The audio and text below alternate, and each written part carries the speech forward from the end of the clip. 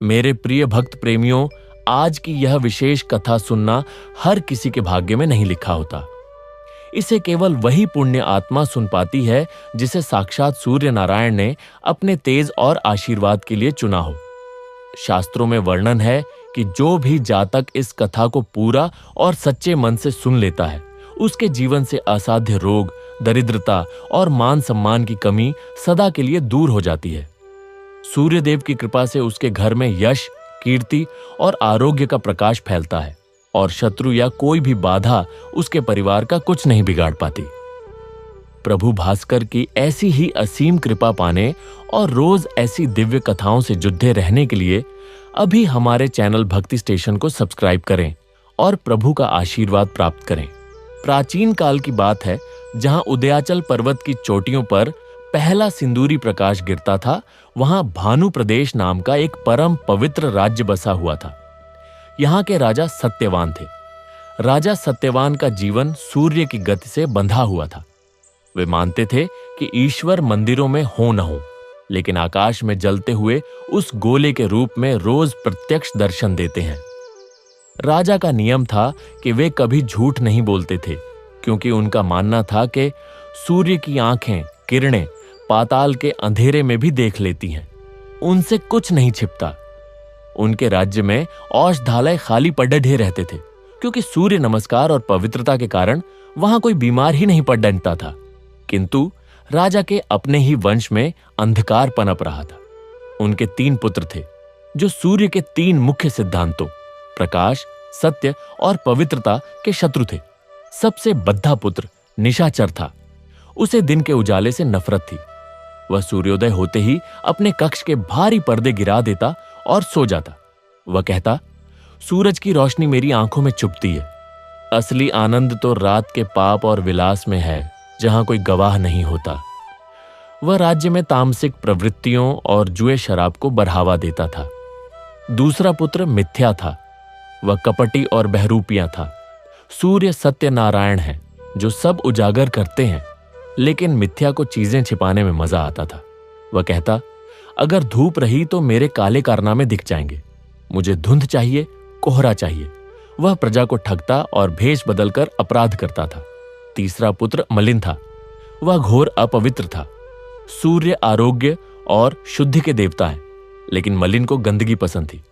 वह स्नान नहीं करता था, बासी भोजन करता था और राज्य की नदियों को दूषित करता था। वह कहता, शुद्धता और सफाई कमजोरों का काम है। कीच टीच में ही तो कमल नहीं बल्कि ताकत खिलती है। उसके कारण राज्य में अजीबोगरीब त्वचा रोग फैलने लगे थे। राजा सत्यवान हर रविवार को तांबे के पात्र में लाल चंदन और जल लेकर सूर्य को अर्घ्य देते और बिलखते हुए कहते, हे खग, हे पूषण, मेरे पुत्र आपकी दी हुई दृष्टि का अपमान कर रहे हैं।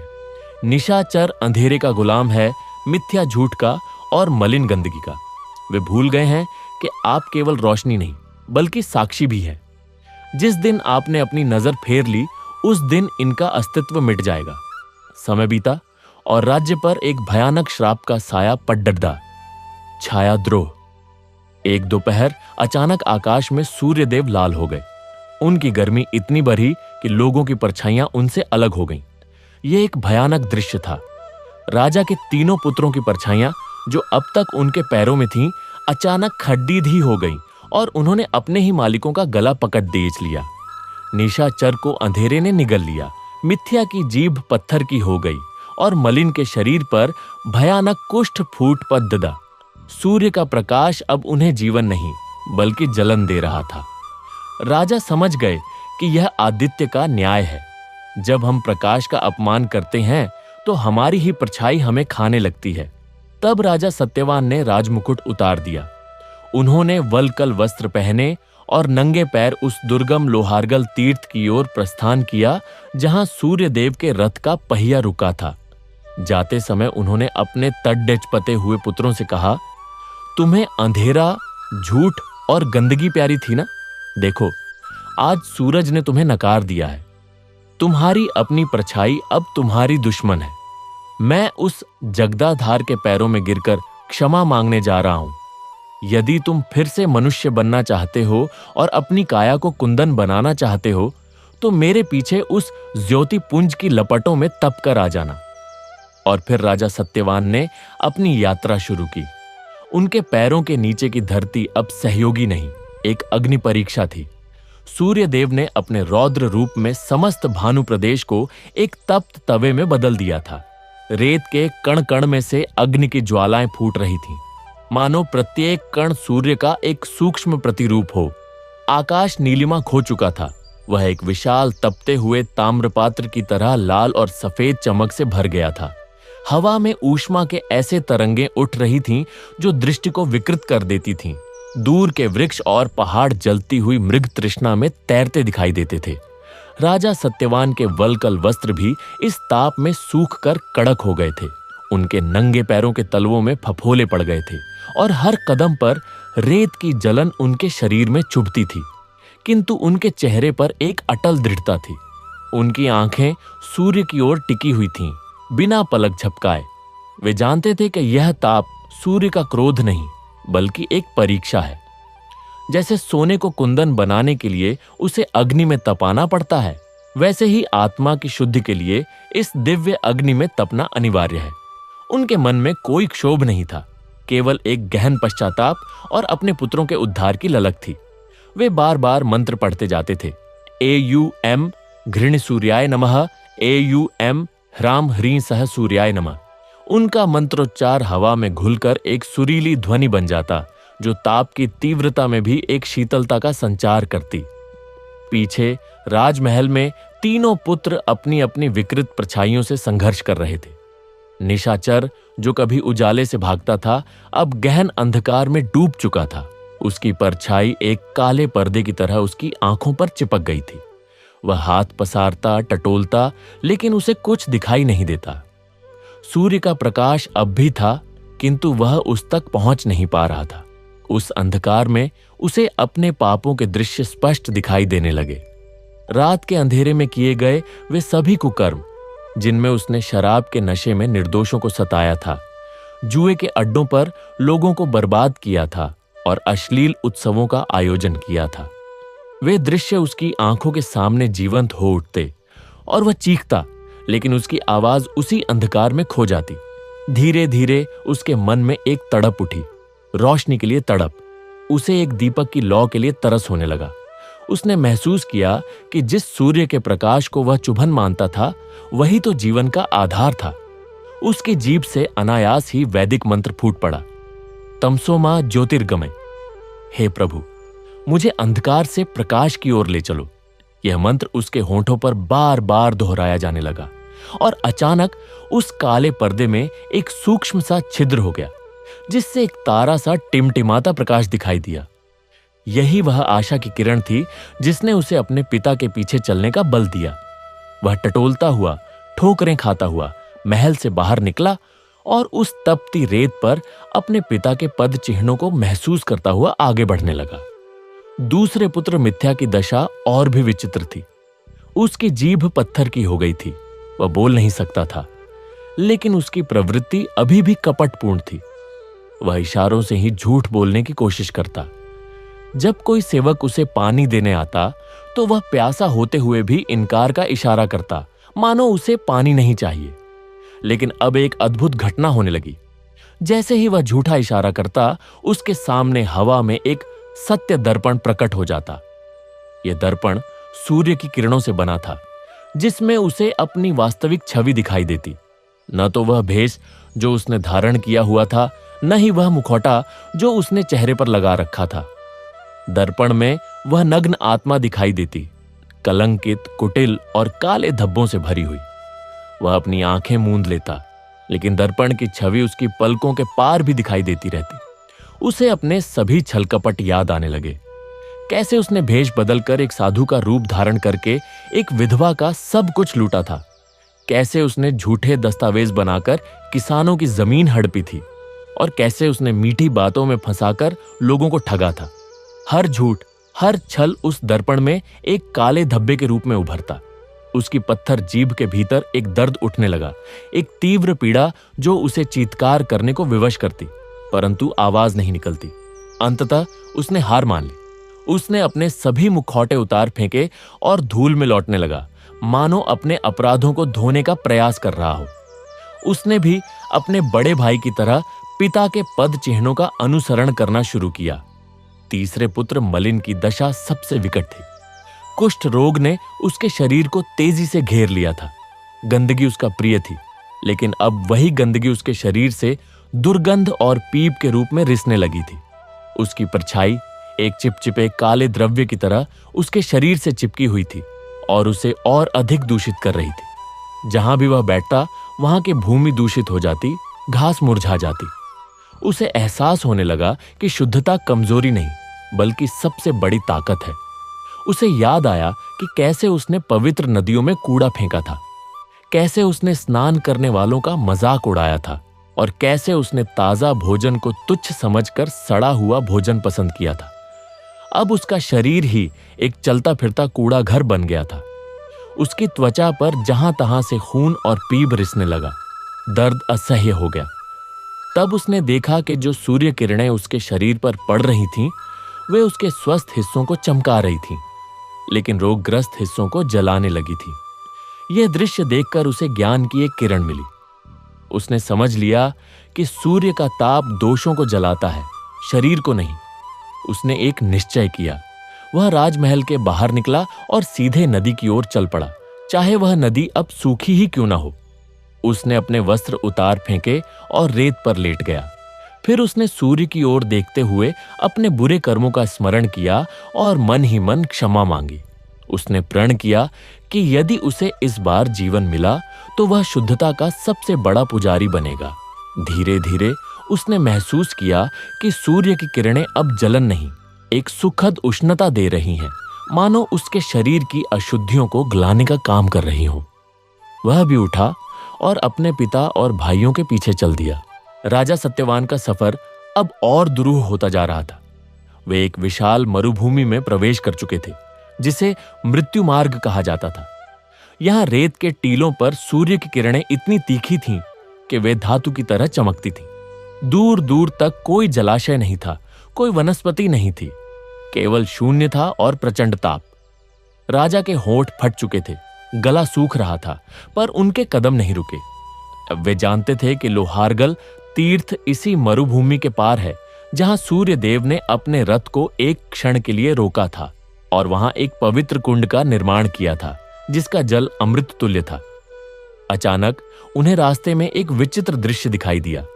सामने एक विशाल ओएसिस था, जिसमें हरे भरे पेड़ और एक नीला सरोवर था, पर राजा रुके नहीं। उनकी दिव्य दृष्टि ने तुरंत पहचान लिया कि यह मृग तृष्णा है, एक भ्रम। यह मिथ्या का ही एक रूप है जो यात्री को पथभ्रष्ट करता है। उन्होंने आंखें मूंद लीं और केवल सूर्य की ओर मुख करके आगे बढ़ते रहे। जैसे ही वे आगे बढ़े, वह ओएसिस गायब हो गया। यह सूर्य देव की पहली परीक्षा थी, इंद्रियों के भ्रम से परे सत्य के मार्ग पर चलने की। थोड़ी देर बाद उन्हें एक गहरी खाई दिखाई दी, जिसे पार किए बिना आगे का मार्ग नहीं था। खाई के पार एक सुनहरा पुल था, लेकिन वह पुल इतना संकीर्ण था कि उस पर एक समय में एक ही व्यक्ति चल सकता था, और वह भी बिना किसी सहारे के। पुल के नीचे गहरा अंधकार था, जिसमें से आग की लपटें निकल रही थी। यह संकट सेतु था। राजा ने संकल्प किया और पुल पर कदम रख दिया। पुल इतना गर्म था कि उनके पैरों के तलवे जलने लगे, लेकिन वे टिके रहे। तभी आकाश से एक वाणी सुनाई दी, हे राजन, तुम वापस लौट जाओ। तुम्हारे पुत्र तो अपने कर्मों के ही योग्य हैं। तुम क्यों अपना जीवन दांव पर लगा रहे हो? यह माया का प्रलोभन था।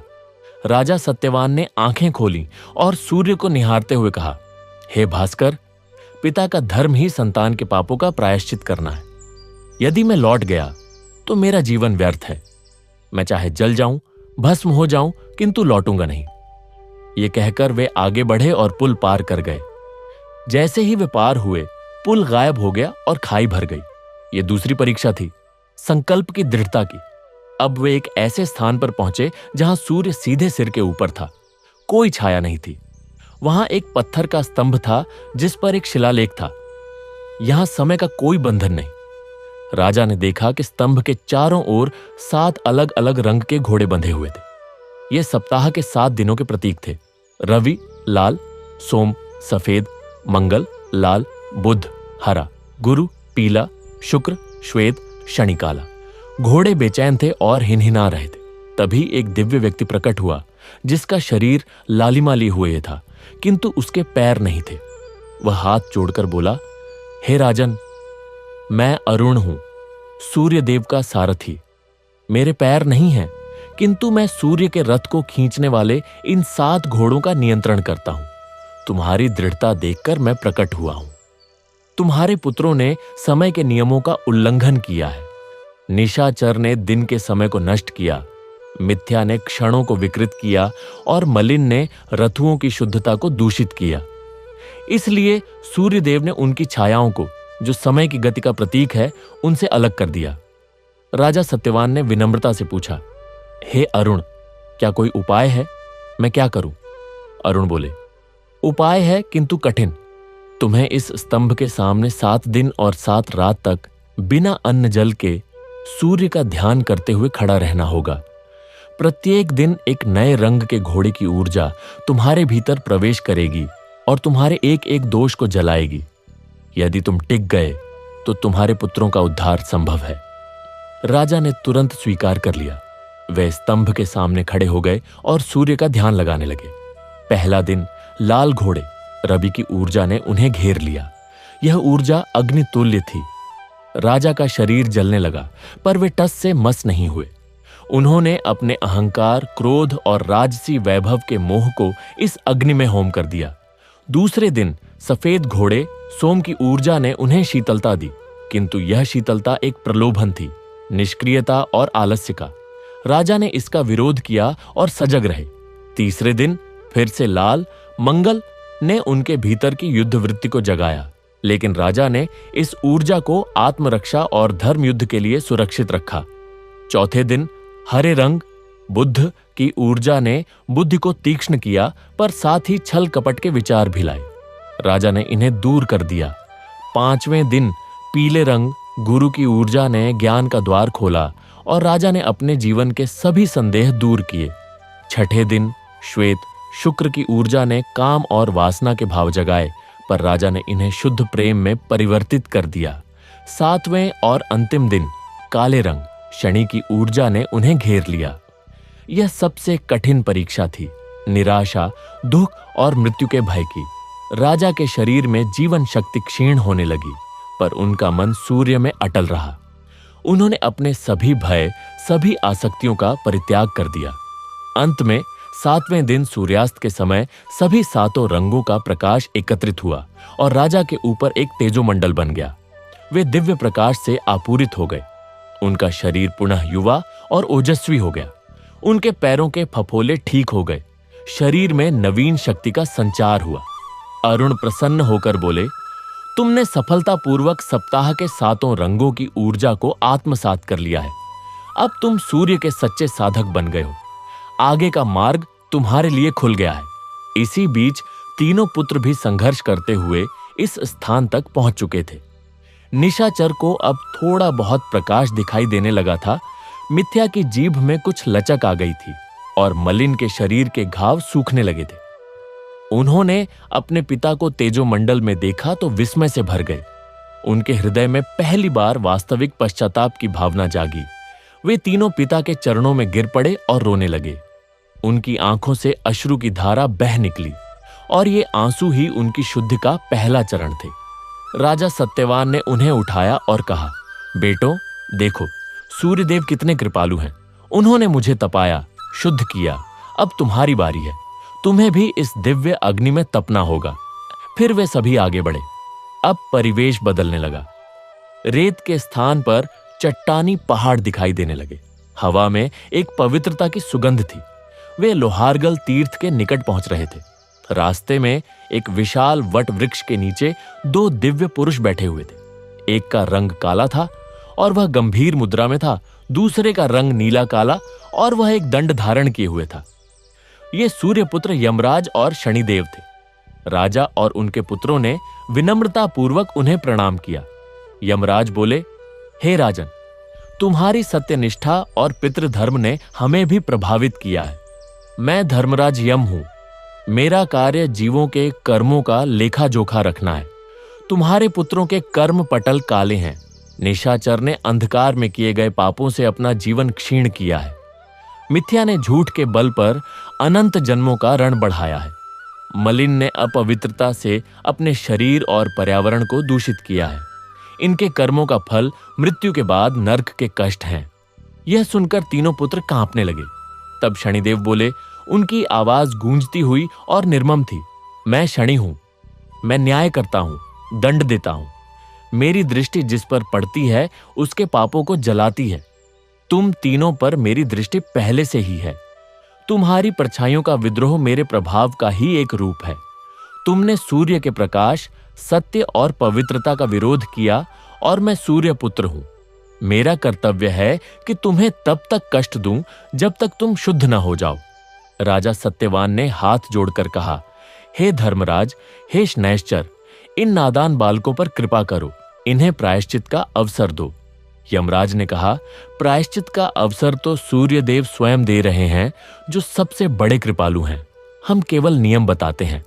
सुनो निशाचर, तुझे अब प्रतिदिन सूर्योदय से पहले उठकर गायत्री मंत्र का जप करना होगा और सूर्य को जल अर्पण करना होगा। तेरी आंखें धीरे धीरे प्रकाश पुनः ग्रहण करेंगी। मिथ्या, तुझे सत्यनारायण व्रत का पालन करना होगा और जीवन में कभी झूठ नहीं बोलना होगा। तेरी जीभ धीरे धीरे मधुर सत्य बोलने लगेगी। मलिन, तुझे प्रतिदिन सूर्योदय के समय स्नान करना होगा। सूर्य नमस्कार के 12 मंत्रों के साथ 12 आसन करने होंगे और केवल सात्विक भोजन करना होगा। तेरा शरीर धीरे धीरे कुष्ठ मुक्त हो जाएगा, पर यह तभी संभव है जब तुम सच्चे मन से सूर्य देव की शरण में जाओगे। शनिदेव ने आगे कहा, और एक बात, तुम तीनों को उन लोगों से क्षमा मांगनी होगी जिन्हें तुमने कष्ट दिया है। जब तक तुम्हारे पापों का प्रायश्चित पूरा नहीं होता, मेरी कुदृष्टि तुम पर बनी रहेगी। तीनों पुत्रों ने सिर झुकाकर स्वीकार किया। उनके मन में अब वास्तविक परिवर्तन आ चुका था। इसके बाद यमराज और शनिदेव अंतर्ध्यान हो गए। राजा और उनके पुत्र आगे बढ़े और अंततः लोहारगल तीर्थ के द्वार पर पहुंच गए। यह एक अद्भुत स्थान था। चारों ओर पहाड़ थे और बीच में एक विशाल सरोवर था, जिसका जल स्वर्णिम प्रकाश से चमक रहा था। सरोवर के किनारे एक प्राचीन मंदिर था, जिसके शिखर पर एक विशाल कमल का पत्थर से निर्मित फूल था और उसके ऊपर सूर्यमंडल स्थापित था। यहां का वातावरण इतना पवित्र और दिव्य था कि सांस लेने मात्र से शरीर और मन हल्का हो जाता था। राजा सत्यवान ने सरोवर में स्नान किया और मंदिर के सामने ध्यान मग्न हो गए। उनके पुत्रों ने भी स्नान किया और आश्चर्य, निशाचर की आंखों पर से अंधकार का पर्दा हट गया। उसे सूर्य की प्रथम किरण दिखाई दी। मिथ्या की जीभ पूरी तरह मुक्त हो गई और उसके मुंह से निकला, सत्यमेव जयते। मलिन के शरीर के घावों से दुर्गंध गायब हो गई और नई त्वचा आने लगी। तभी मंदिर के गर्भगृह से एक तेजोमय प्रकाश फूटा और एक दिव्य वाणी गूंजी, हे सत्यवान, तुम आ गए। तुम्हारी साधना से प्रसन्न होकर मैं प्रकट हुआ हूं। सामने सूर्यदेव एक ज्योतिपुंज के रूप में प्रकट हुए। उनका तेज इतना तीव्र था कि सीधे देखना असंभव था, फिर भी वह तापदायक नहीं, स्निग्ध और कृपापूर्ण था। उनकी आवाज में समस्त ब्रह्मांड का सुमधुर नाद था। राजा और उनके पुत्रों ने श्रद्धा से सिर झुका दिया। सूर्यदेव बोले, सुनो, मैं आदित्य हूं, साक्षात ब्रह्म, काल के नियंत्रक और जगत की आंख। मैं ही वह हूं जो सब कुछ देखता हूं, सब कुछ जानता हूं। मैं किसी को दंड नहीं देता, प्रकाश देता हूं। जो प्रकाश को स्वीकार करता है वह उसके लिए अमृत है। जो प्रकाश से भागता है वह अपने अंधकार में ही जलता है। तुम्हारे पुत्रों ने मेरे 3 स्वरूपों प्रकाश, सत्य और पवित्रता वारियर्ति का विरोध किया। इसलिए उनकी अपनी ही छायाएं, जो मेरे प्रकाश की अनुपस्थिति में पलती हैं, उन पर हावी हो गईं। छाया तब तक साथ रहती है जब तक प्रकाश है, किंतु जब प्रकाश का अपमान होता है तो छाया ही शत्रु बन जाती है। फिर सूर्यदेव ने तीनों पुत्रों को संबोधित किया, हे निशाचर, तूने अंधकार को चुना। क्या अब समझ आया कि अंधकार में क्या है? केवल भय, पाप और पश्चाताप। मेरा प्रकाश ही वह दिशा है जो तुझे सही मार्ग दिखाता है। अब से तू प्रतिदिन मेरे उदय होने से पहले उठना और गायत्री मंत्र का जप करना। गायत्री मेरी ही शक्ति है, वह तेरे अंतरात्मा को प्रकाशित करेगी। इस घटना के बाद भानु प्रदेश में सूर्य सहस्त्र नाम का पाठ एक वार्षिक उत्सव बन गया और कहा जाता है कि जो कोई भी सच्चे मन से सूर्य के इन सहस्त्र नामों का पाठ करता है, उसके जीवन से अज्ञान, पाप और रोग के अंधकार दूर हो जाते हैं। किंतु समय की गति कुछ ऐसी है कि वह सब कुछ बदल देती है, यहां तक कि स्मृतियों को भी धुंधला देती है। सैकड़ों वर्षों के शांतिपूर्ण युग के बाद भानु प्रदेश के लोगों ने सूर्य साधना के गूढ़ तत्वों को एक रीति रिवाज में बदल दिया। अर्घ्य देना, नमस्कार करना, सहस्त्र नाम पढ़ना, ये सब एक सांस्कृतिक अनुष्ठान बनकर रह गए। उस गहन आंतरिक अनुभूति का जो राजा सत्यवान और राजा प्रताप सूर्य को हुई थी, लोप होने लगा। सूर्य को अब एक दूरस्थ देवता मान लिया गया, जिसे प्रसन्न करने के लिए कर्मकांड करना जरूरी है। उस साक्षात ब्रह्म के साथ सीधा संवाद करने की सामर्थ्य धीरे धीरे क्षीण होने लगी। ऐसे ही एक समय में भानु प्रदेश के सिंहासन पर राजा वीरसेन आसीन थे। वे एक न्यायप्रिय और धार्मिक राजा तो थे, पर उनका धर्म कर्म कांडों में अधिक और आंतरिक साधना में कम था। उनके पुत्र का नाम था अर्केश। अर्केश बचपन से ही एक विचित्र प्रश्न पूछता था, पिताजी, सूर्य देव कितने दूर हैं? क्या कोई उन तक पहुंच सकता है? क्या वे वास्तव में हमारी बात सुनते हैं? राजा वीरसेन उत्तर देते, पुत्र, सूर्य देव बहुत दूर हैं, स्वर्ग में हैं। हम उन तक नहीं पहुंच सकते। हमारे आशी मुनि ही तपस्या से उन्हें प्रसन्न कर सकते हैं। हम सामान्य लोगों का काम है नियम से पूजा करना और प्रसाद चढ़ाना। हे मिथ्या, तूने झूठ को अपना शस्त्र बनाया, पर देख, झूठ कभी स्थायी नहीं होता। एक दिन मेरी किरणें उसे उजागर कर ही देती हैं। सत्य ही एकमात्र आधार है जिस पर तू खड़ा हो सकता है। तू सत्यमेव जयते को अपना मूल मंत्र बना ले। हे मलिन, तूने गंदगी को ताकत समझा, पर शुद्धि ही सच्ची शक्ति है। जिस प्रकार कमल कीचड़ में रहकर भी शुद्ध रहता है, उसी प्रकार तू संसार में रहकर भी अपने शरीर, मन और आत्मा को शुद्ध रख। सूर्य स्नान और सात्विक आहार ही तेरे लिए औषधि हैं। इसके बाद सूर्यदेव ने राजा सत्यवान से कहा, तूने अपने पितृधर्म का पालन किया है, तेरा राज्य फिर से समृद्ध होगा। अब मैं तुझे और तेरे पुत्रों को कुछ रहस्यमयी कथाएं सुनाता हूं, जो मेरी महिमा और उपासना का मर्म समझाएंगी। सुनो, द्वापर युग में भगवान कृष्ण के पुत्र सांब को एक भयानक कुष्ठ रोग हो गया था। वह अत्यंत दुखी था। तब आर्षि कटक ने उसे मेरी उपासना करने को कहा। सांब ने मित्रवन में जाकर कठोर तपस्या की और मेरी आराधना की। मैं प्रसन्न हुआ और उसे दर्शन दिए। मैंने कहा, हे पुत्र, यह कुष्ठ रोग तेरे पूर्व जन्म के एक श्राप के कारण है। तूने एक बार मेरे भक्त का अपमान किया था, किंतु तेरी तपस्या से प्रसन्न होकर मैं तुझे रोग मुक्त करता हूं।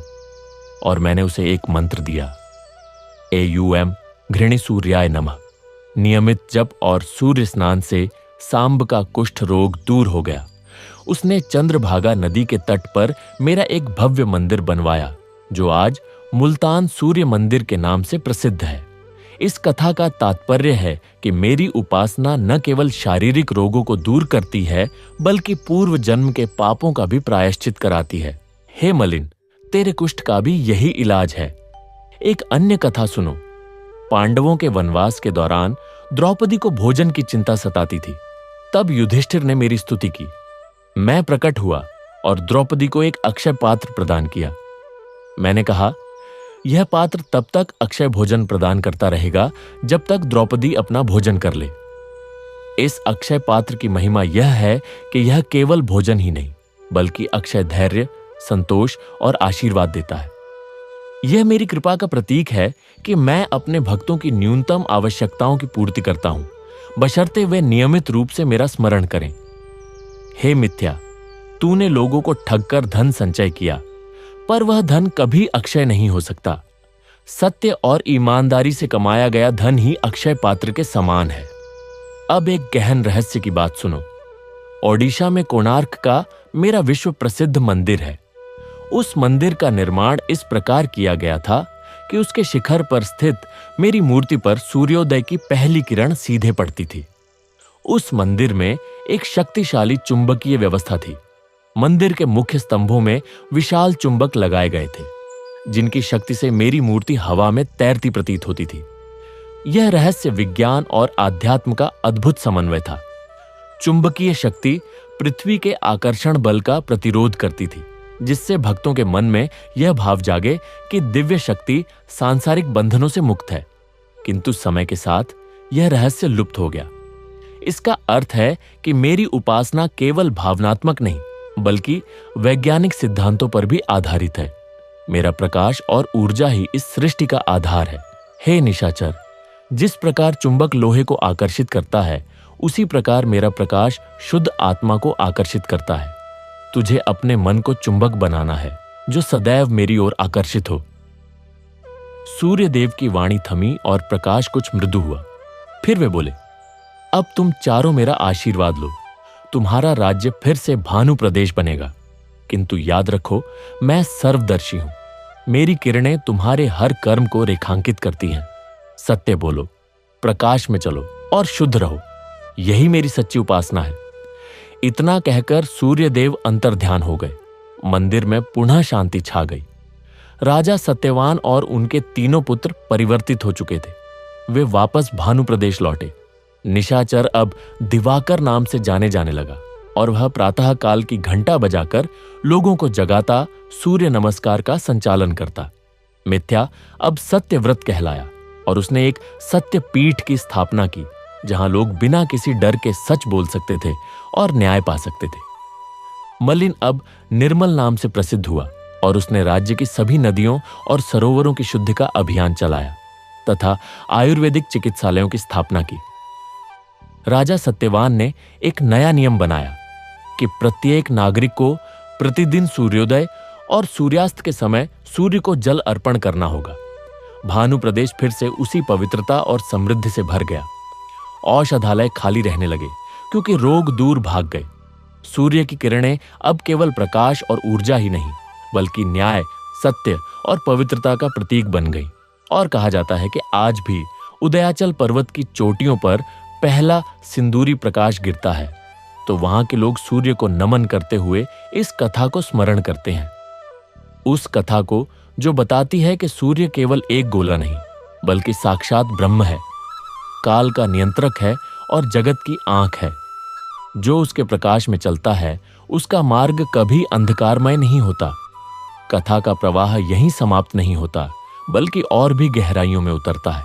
अब सुनिए कैसे इस घटना के सैकड़ों वर्षों बाद भानु प्रदेश की इस सूर्य साधना की ख्याति दूर दूर तक फैली और कैसे एक नए युग में एक नए संकट ने जन्म लिया, जिसने फिर से सूर्यदेव की कृपा और न्याय को आमंत्रित किया।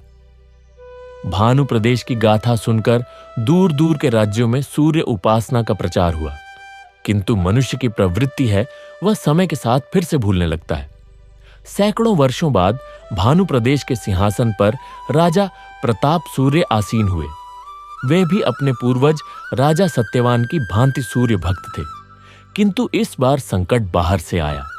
एक पड़ोसी राज्य का अहंकारी राजा कालनेमी था, जो तांत्रिक क्रियाओं में विश्वास रखता था और सूर्य के प्रकाश से घृणा करता था। उसने सूर्य ग्रहण के दिन एक शक्तिशाली यज्ञ किया और सूर्य देव को बंदी बनाने का दुस्साहस किया। उसने एक विशाल सूर्य यंत्र बनवाया जो सूर्य की किरणों को अवशोषित करके उन्हें एक काली ऊर्जा में बदल देता था। धीरे धीरे भानु प्रदेश में सूर्य का प्रकाश मंद पड़ने लगा। दिन में भी अंधेरा छाने लगा। फसलें मुरझाने लगीं, लोगों में रोग फैलने लगे और ठंड बढ़ गई। राजा प्रताप सूर्य चिंतित हो गए। उन्होंने अपने राज पुरोहित से परामर्श किया। पुरोहित ने कहा, महाराज, यह कालनेमी की काले जादू का प्रभाव है। उसने सूर्य देव की शक्ति को रोकने का उपाय किया है। इसका एक ही उपाय है, सूर्य सहस्र नाम का अनुष्ठान। हमें 1000 सूर्य भक्तों को इकट्ठा करके 1000 दिनों तक सूर्य के सहस्र नामों का जप करना होगा। इससे सूर्य देव की शक्ति पुनः जागृत होगी और कालनेमी के काले जादू को नष्ट कर देगी। राजा ने तुरंत आज्ञा दी। पूरे राज्य से 1000 सच्चे सूर्य भक्त चुने गए। उन्होंने राजमहल के सामने एक विशाल यज्ञशाला बनवाई और सूर्य सहस्त्र नाम अनुष्ठान प्रारंभ किया।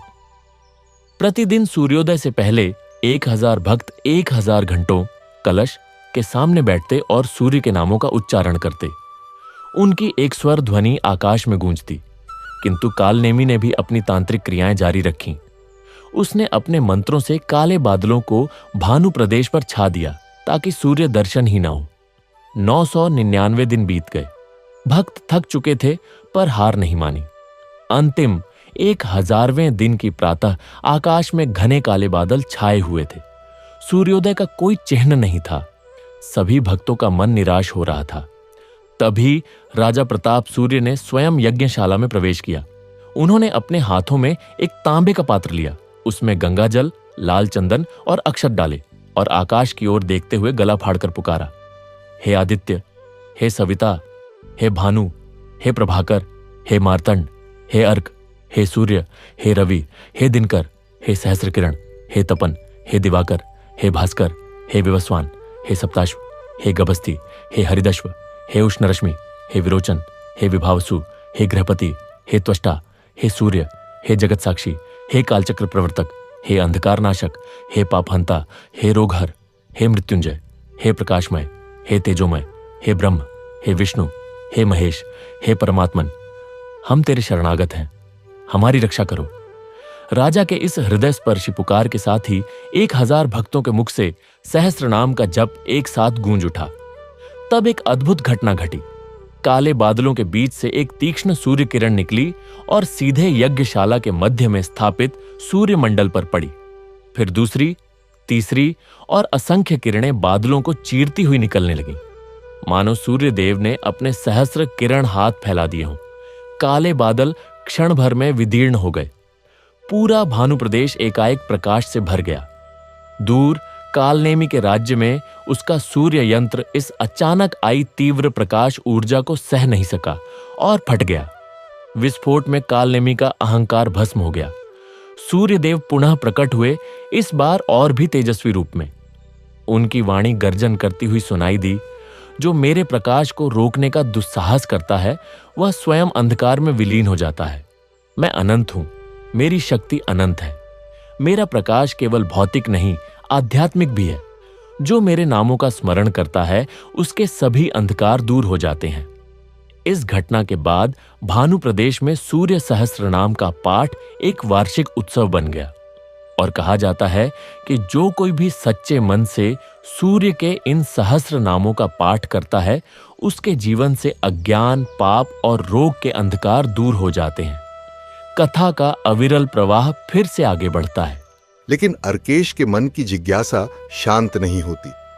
वह प्रतिदिन सूर्योदय देखने पूर्वी महल की सबसे ऊंची बालकनी पर जाता।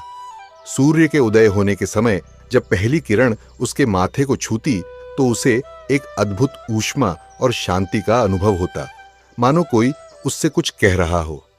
वह उस क्षण को पकड़ना चाहता, समझना चाहता, लेकिन किरण तो पल भर में आगे बढ़ जाती। एक दिन जब अर्केश 14 वर्ष का हुआ तो एक अप्रत्याशित घटना घटी। देश में भीषण अकाल पड़ा।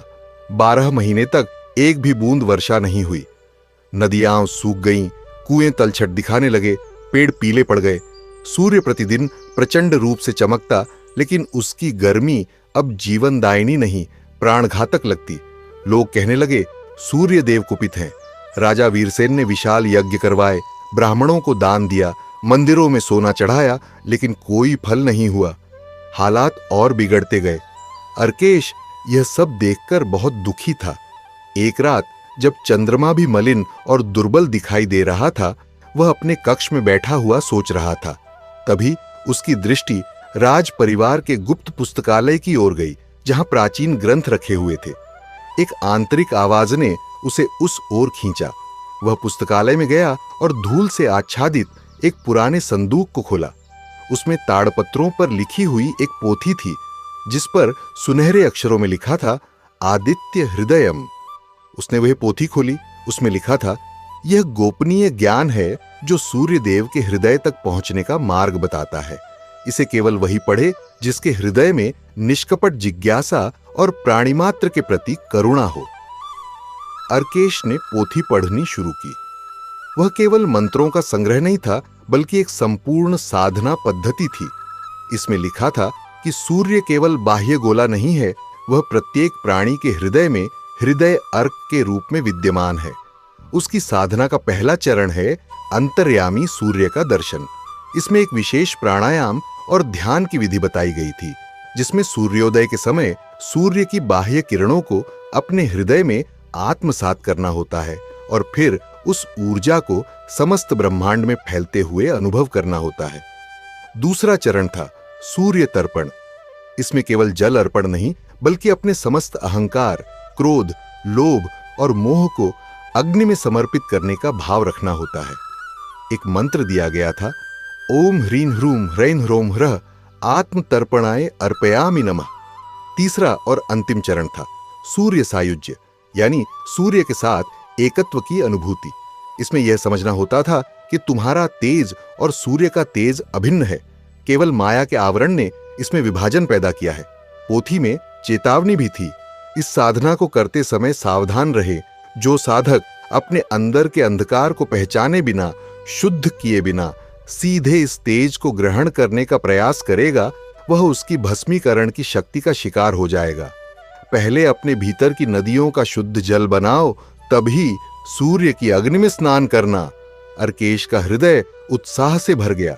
उसने निश्चय किया कि वह यह साधना करेगा और अपने देश के अकाल को दूर करने का प्रयास करेगा। उसने इस बारे में किसी से कुछ नहीं कहा।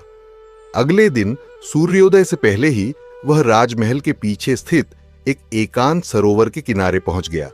उसने सरोवर में स्नान किया और पूर्व दिशा की ओर मुख करके आसन लगाया।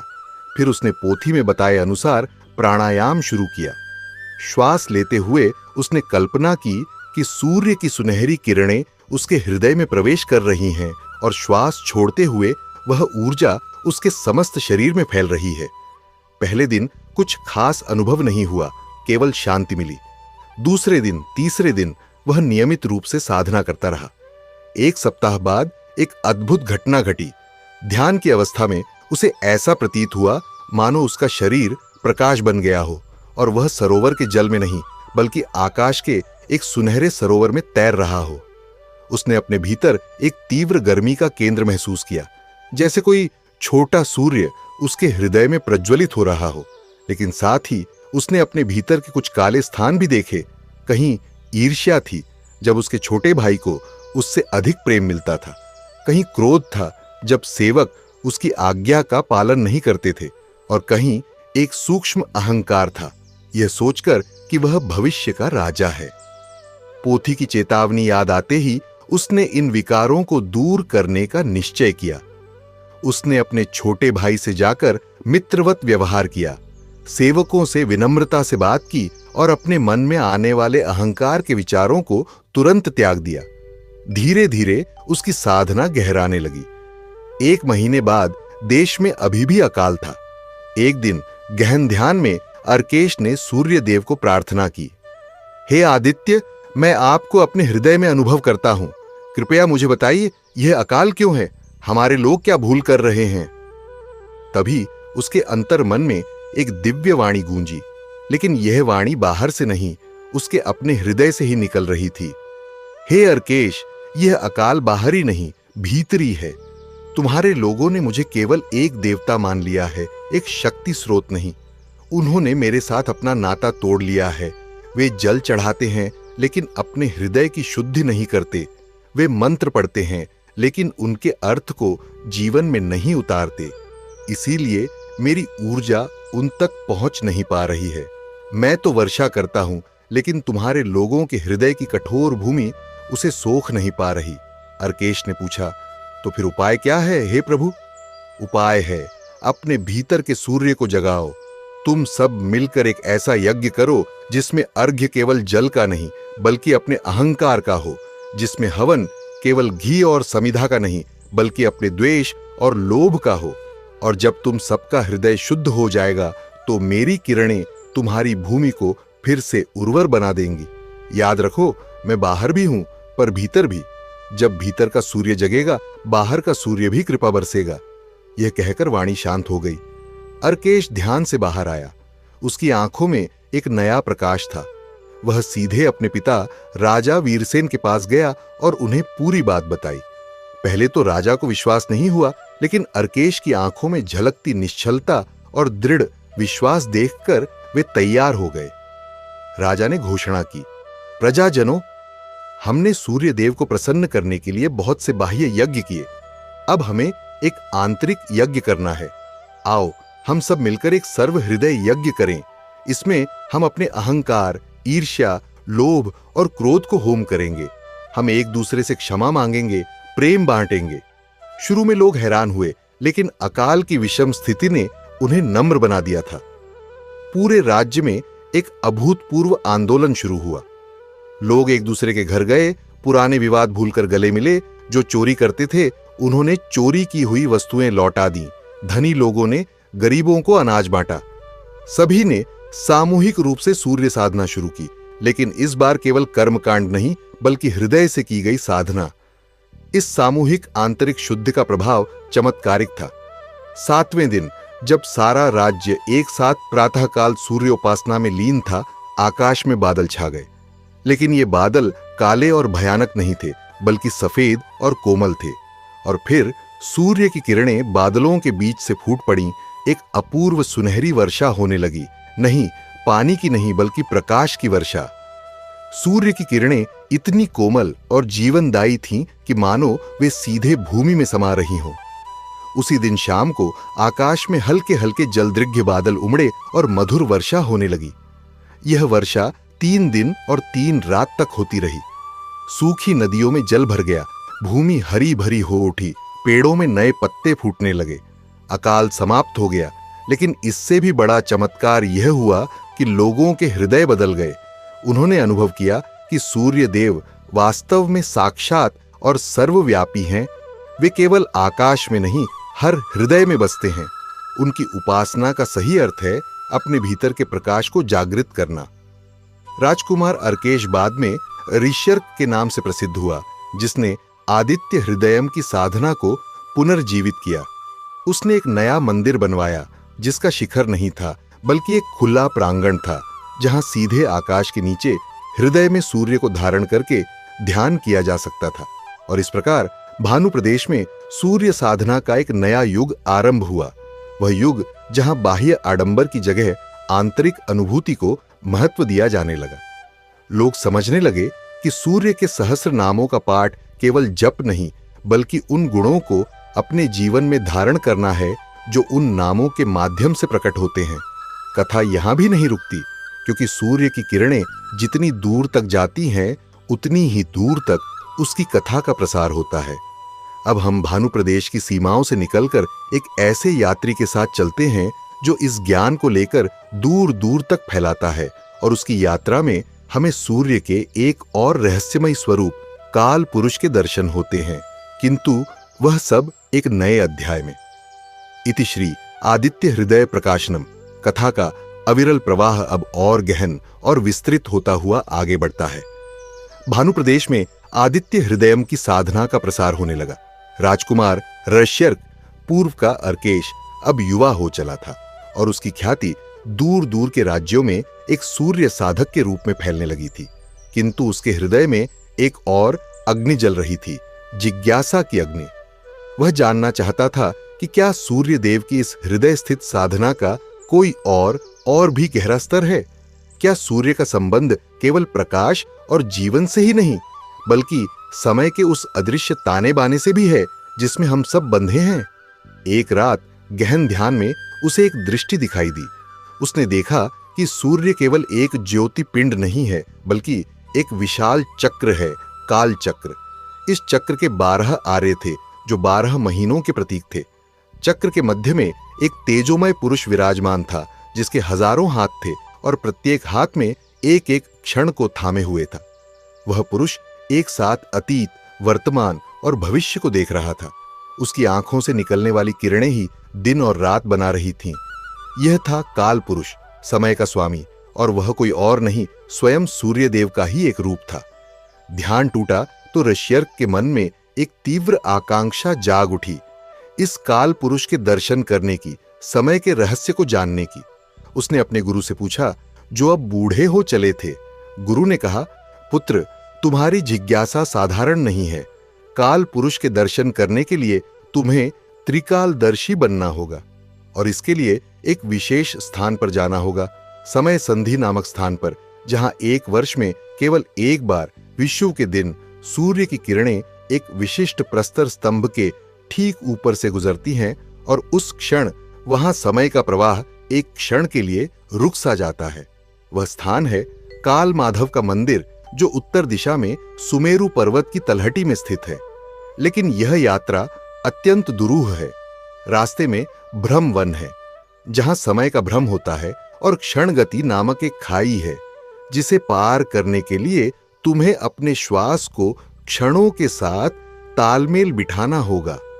क्या तुम इस कठिनाई को सहने के लिए तैयार हो? शर्क ने बिना एक क्षण संकोच किए हां कह दिया। उसने अपना राजकुमारी का जीवन त्याग दिया और एक साधारण तपस्वी का वस्त्र धारण किया। उसके पिता राजा वीरसेन ने बहुत समझाया, लेकिन शर्क की दृढ़ इच्छा के आगे उन्हें झुकना पड़ा। उन्होंने केवल इतना कहा, पुत्र, याद रखना, तुम जो भी ज्ञान प्राप्त करो उसे संसार की भलाई के लिए लौटाना। और इस प्रकार ऋष्यर्क की यात्रा शुरू हुई। वह उत्तर की ओर चल पड़ा। पहले कुछ दिन तो यात्रा सरल थी, भानु प्रदेश के उपजाऊ मैदानों और मित्रवत गांवों से गुजरते हुए। लोग उसे पहचानते और आदर से भोजन जल देते। लेकिन जैसे जैसे वह आगे बढ़ा, भूदृश्य बदलने लगा। हरियाली कम होती गई, वन घने और रहस्यमय होते गए। अंततः वह एक ऐसे वन के सामने खड़ा था जिसके बारे में उसने गुरु से सुना था, ब्रह्मवन। यह वन अद्भुत था। यहां के वृक्ष ऐसे थे मानो उल्टे समय में बढ़ रहे हों। उनकी जड़ें हवा में फैली थीं और शाखाएं जमीन में ढंसी हुई थीं।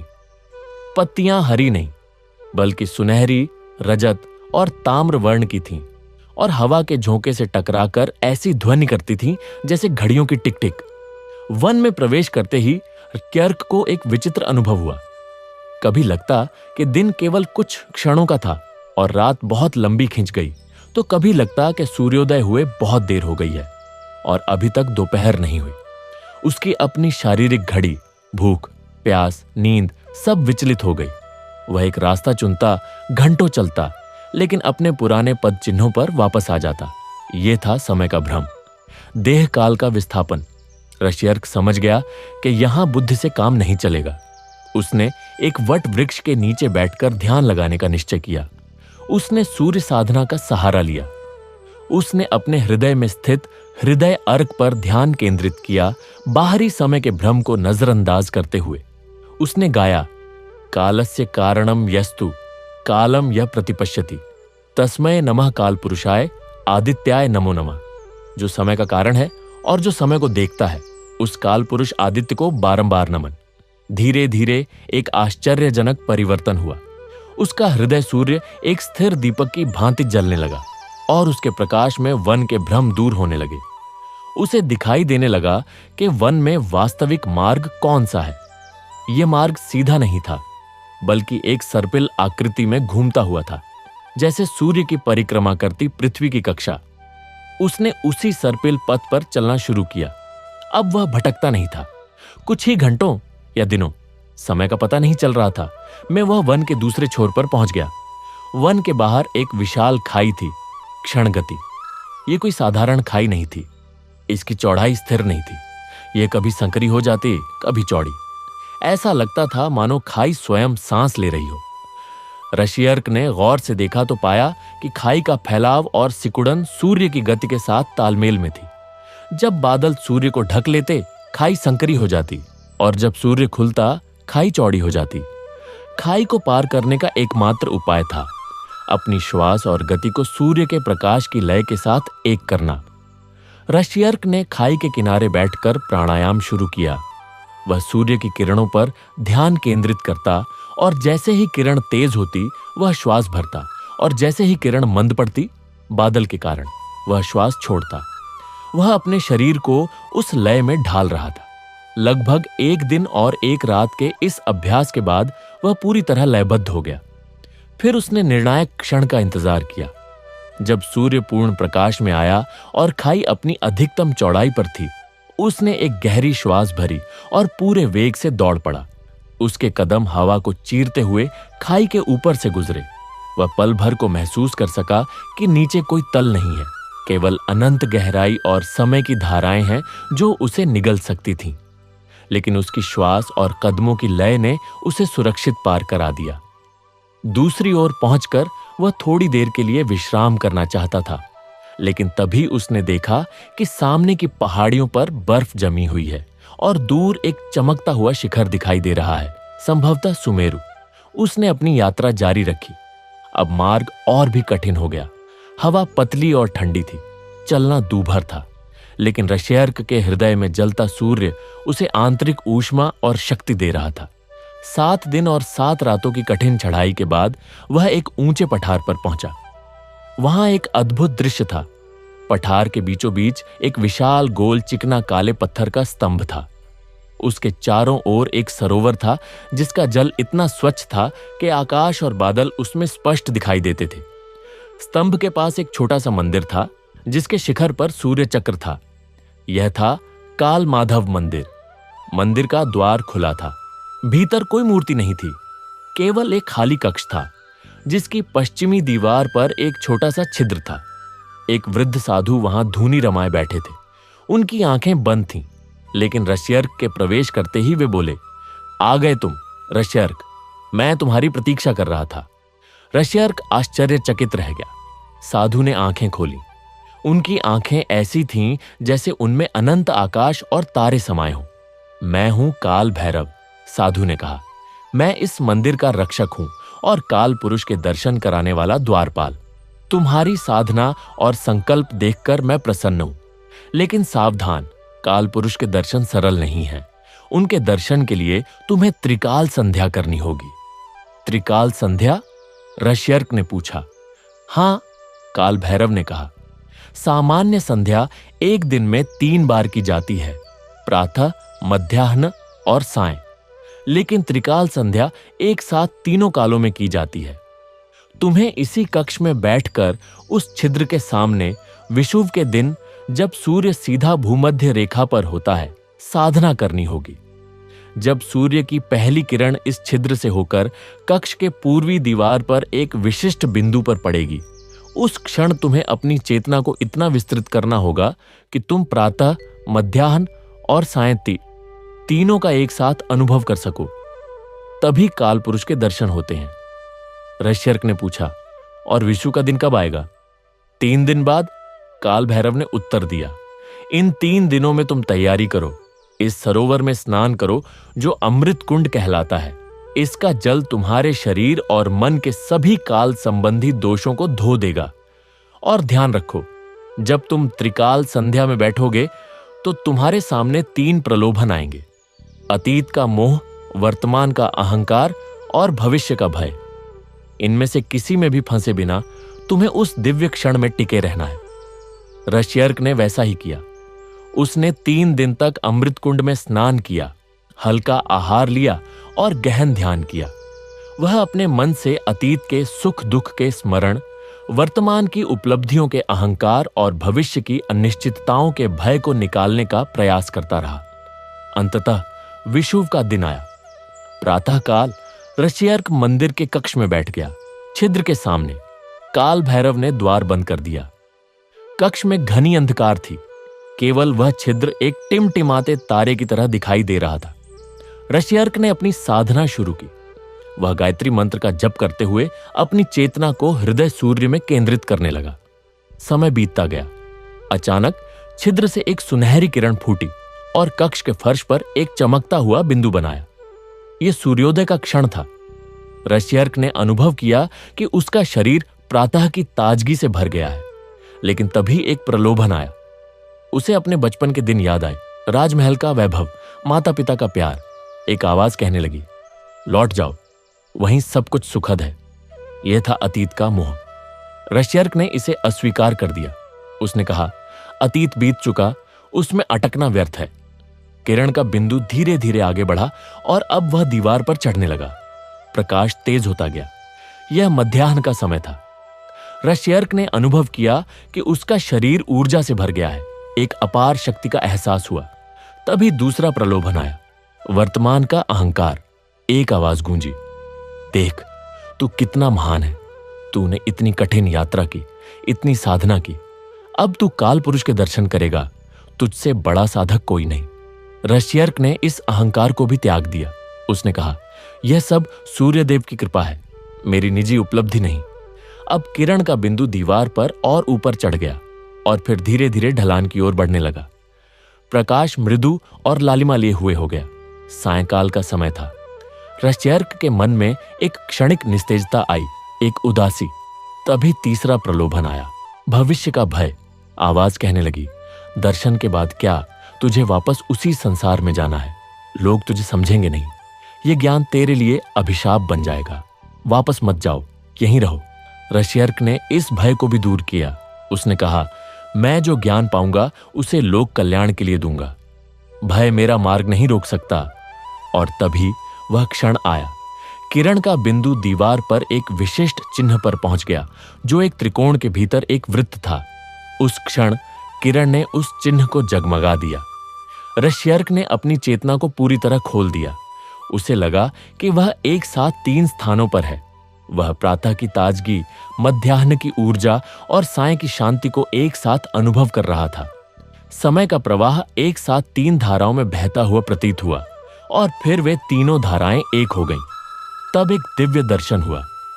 कक्ष का अंधकार दूर हुआ और एक अपार प्रकाश में सब कुछ डूब गया। उस प्रकाश के मध्य में वही काल पुरुष विराजमान था, जैसा ऋष्यर्क ने दृष्टि में देखा था। उसके हजारों हाथों में से प्रत्येक हाथ एक एक मुहूर्त को थामे हुए था। उसकी आंखें 3 थीं, एक अतीत की ओर देख रही थी, एक वर्तमान की ओर और एक भविष्य की ओर। उसके मुख से एक स्वर निकला जो एक साथ गर्जन, गूंज और फुसफुसाहट था। अहम काला, अहम सूर्य, अहम त्वमिच। मैं काल हूं, मैं सूर्य हूं और मैं ही तू हूं। ऋष्यर्क ने पूछा, हे काल पुरुष, क्या अर्थ है इसका? यह अर्थ है कि तू, मैं और यह समय जर सब एक ही हैं। तूने जो त्रिकाल का अनुभव किया वह इसलिए संभव हुआ क्योंकि तेरी चेतना ने समय के बंधन को क्षण भर के लिए तोड़ दिया। देख, यह समय केवल एक भ्रम है, मन की एक संरचना है। वास्तविकता में केवल अब है, इसी क्षण है। अतीत इसी क्षण का स्मृति चित्र है, भविष्य इसी क्षण की संभावना है और मैं सूर्य इसी अब का प्रतीक हूं। मेरा प्रकाश हर क्षण नया है, हर क्षण वर्तमान है। जो मेरे साथ जुड़ता है वह समय के बंधन से मुक्त हो जाता है। ऋष्यर्क ने फिर पूछा, लेकिन हे प्रभु, फिर मृत्यु क्या है? यह समय का अंत क्यों लगता है? काल पुरुष मुस्कुराए और उनकी मुस्कान में अनंत करुणा थी।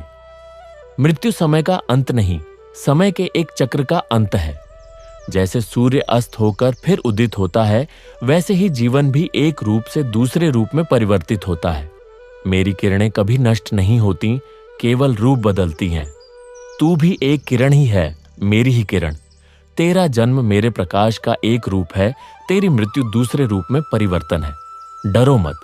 जो मेरे साथ एकत्व जानता है उसके लिए कोई मृत्यु नहीं, केवल एक निरंतर अब है। इतना कहकर काल पुरुष का प्रकाश धीरे धीरे मंद पड़ने लगा। अंतिम क्षण में उन्होंने एक मंत्र दिया, AUM ह्राम ह्रीं ह्रूं ह्रैं ह्रौं रहा काल सूर्याय नमः। यह मंत्र त्रिकाल दर्शन का मंत्र है। इसे जपने वाला समय के भ्रम से मुक्त होकर शाश्वत वर्तमान में स्थित हो जाता है। दर्शन समाप्त हुआ। कक्ष में पुनः वही छिद्र से आती हुई सायंकाल की लाल किरण थी। द्वार खुला और काल भैरव प्रवेश करके बोले, सिद्धि हो गई तुम्हें ऋष्यर्क, अब तुम त्रिकालदर्शी हो। ऋष्यर्क उठा।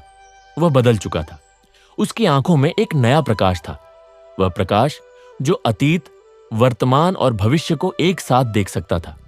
वह जान गया था कि सूर्य की साधना का यह सर्वोच्च रहस्य है, समय के परे जाकर शाश्वत अब में स्थित हो जाना। वह काल भैरव को प्रणाम करके वापस लौटने को तैयार हुआ। लौटने से पहले काल भैरव ने उसे एक अंतिम उपदेश दिया।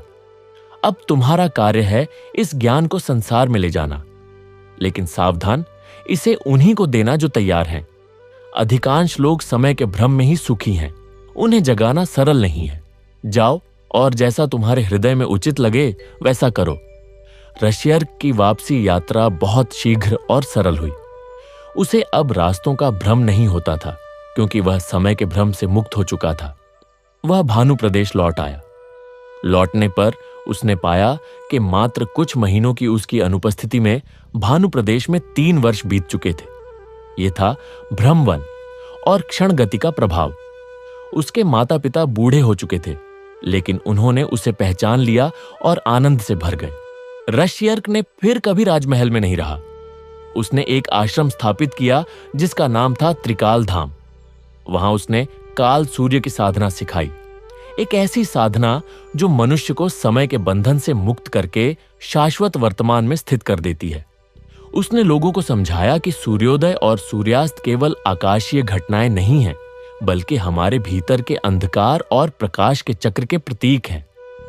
हर सूर्योदय एक नया अवसर है अपने भीतर के प्रकाश को जगाने का, और हर सूर्यास्त एक विश्राम है, अंत नहीं। और इस प्रकार भानु प्रदेश की सूर्य साधना ने एक और नया आयाम प्राप्त किया, कालजयी होने का आयाम। ऋष्यर्क की कथा आज भी उन साधकों द्वारा सुनाई जाती है जो सूर्य को केवल जीवनदाता नहीं, बल्कि समय के स्वामी के रूप में जानते हैं। कथा यहां भी नहीं रुकती, क्योंकि सूर्य का प्रकाश और उसका ज्ञान अनंत है। अब हम आगे बढ़ते हैं और देखते हैं कि कैसे यह ज्ञान एक नए रूप में, एक नए युग में, एक ऐसे व्यक्ति के माध्यम से प्रकट हुआ जिसने सूर्य की किरणों में संगीत सुना, किंतु वह सब एक नए प्रसंग में। एयुएम ह्राम ह्रीं ह्रूं ह्रैं ह्रौं ह्रः काल सूर्याय नमः। अलहर की